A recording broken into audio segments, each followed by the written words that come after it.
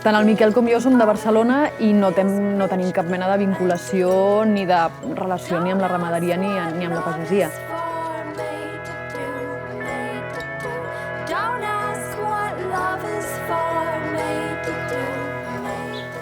Vam fer pràctiques a França, a la Ferme de Rousse, amb cabres de llet.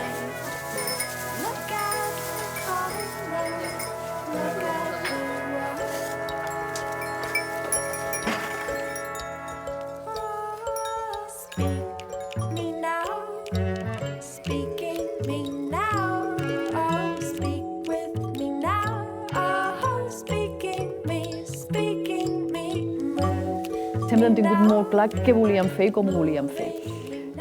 Un ramat petit, que munyim 2 cops al dia, que elaborem, transformem la seva llet i fem la venda directa del nostre formatge.